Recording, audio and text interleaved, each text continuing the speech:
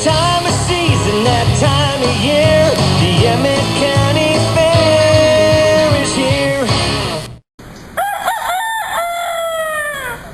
Hi, I'm Mark James Mullins with highlights of the 2011 Emmet County Fair. Also known as the Emmet County Agricultural Show, it's held annually in Estherville, Iowa, and represents the 6 communities of Emmet County: Estherville, Armstrong, Granger, Ringstead, Wallingford, and Dolliver.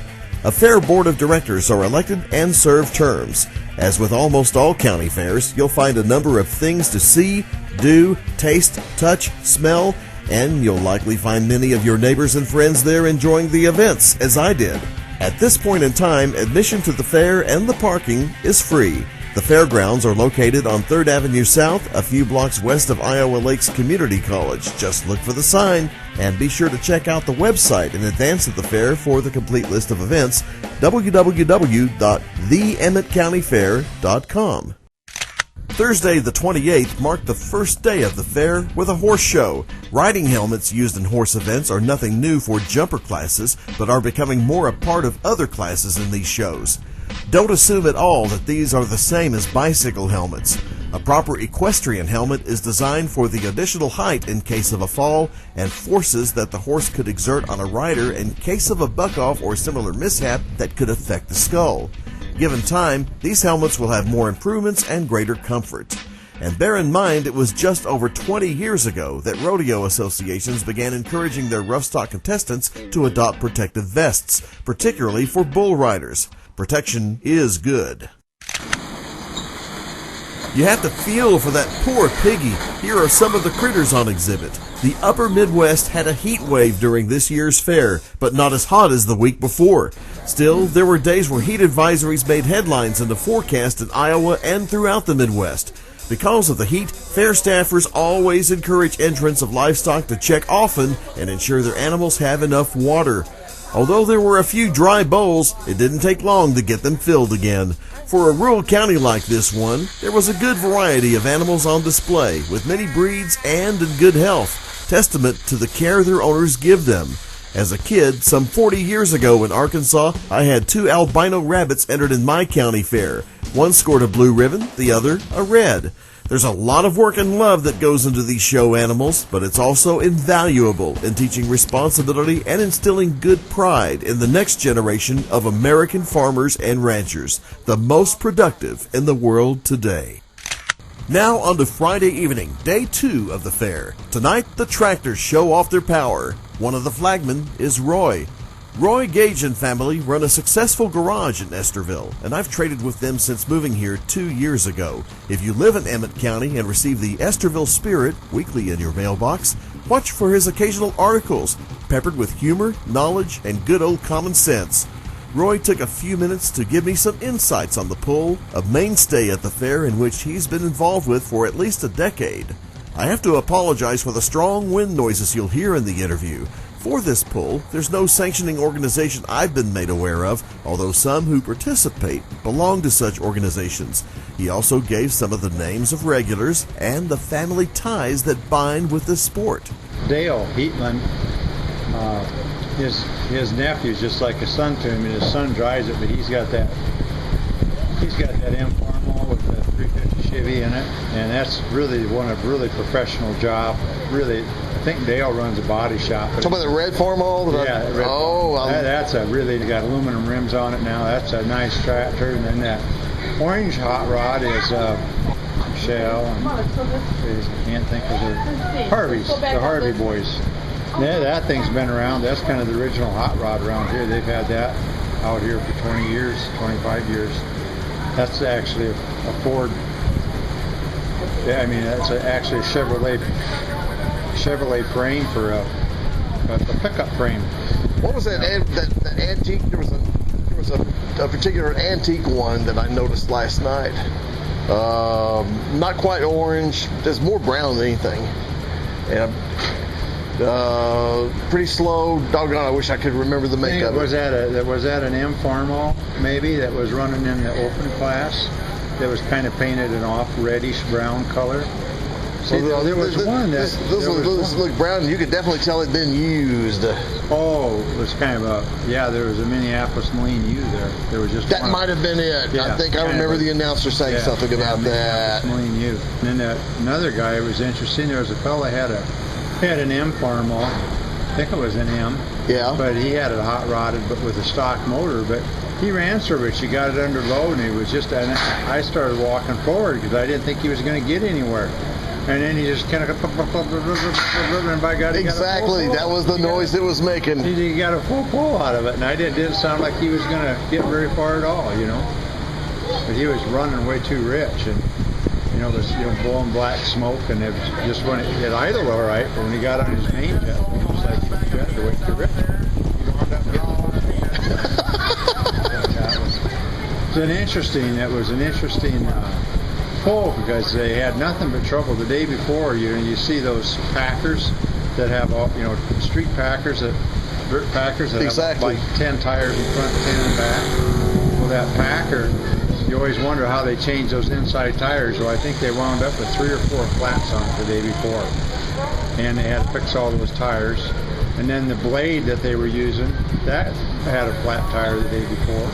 Then as they were getting ready, everybody's supposed to weigh it when they go across the scale.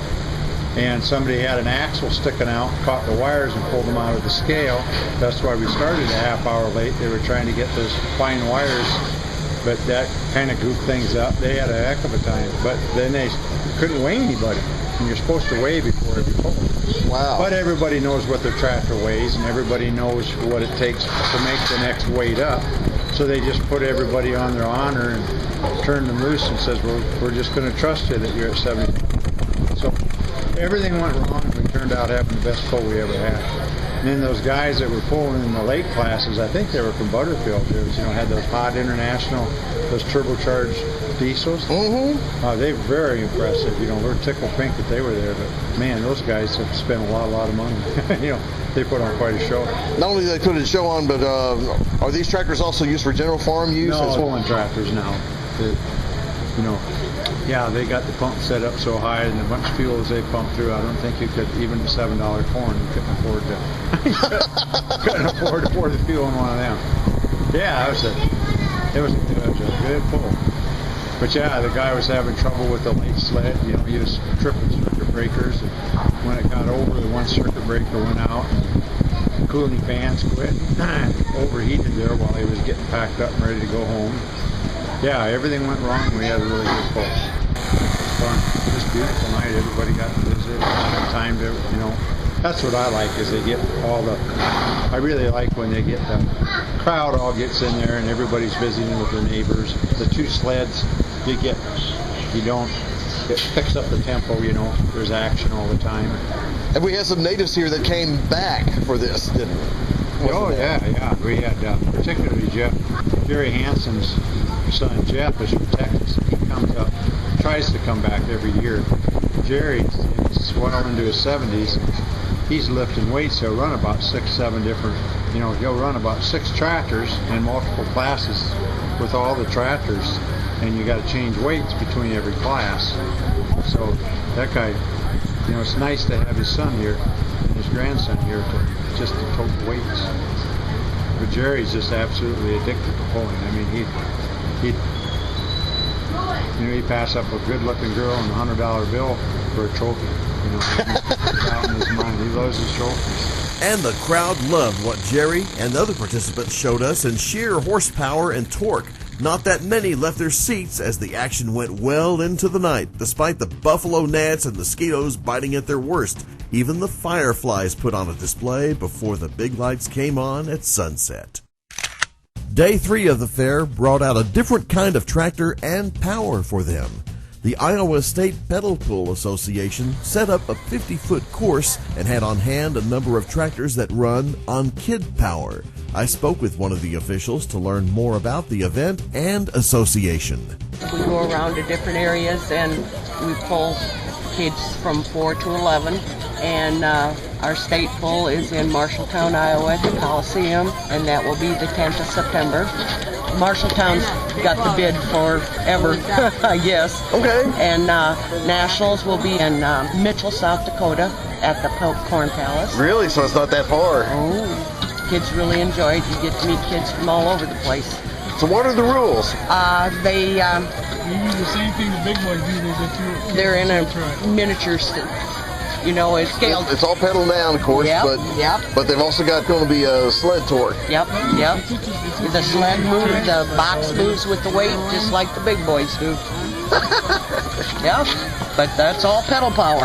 And some of them little kids will surprise you. You get to see a lot of kids. How long again have you been doing it? 22 years. Wow. And we watched them go from 4-year-olds through high school. And we still have kids coming up and going, remember me? You growed up some. So to sum it up, pedal power or the pedal pull, whatever you want to call it, it's a sport where not every kid gets a trophy. But for those who really give it their all, that trophy and the chance to compete in Marshalltown, maybe the Nationals, is awaiting them. Some showed the agony of defeat in more ways than one, if you get my drift. For those who came through, there were moments of celebration that were truly priceless. Well, folks, that wraps the 2011 Emmet County Fair and Agricultural Show. It was a whole lot of fun for the 3 days that you've seen of it so far. But stay tuned for day number 4. I've got some of the highlights of the sheep and cattle exhibitors. Also, Saturday night we had Chris Berg.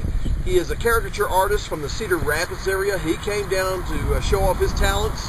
We also had free music as well as a meal Saturday night. And on Sunday, there was also a little more free food there as well for those who stuck around and enjoyed all the different activities with it. Until next time, bye y'all!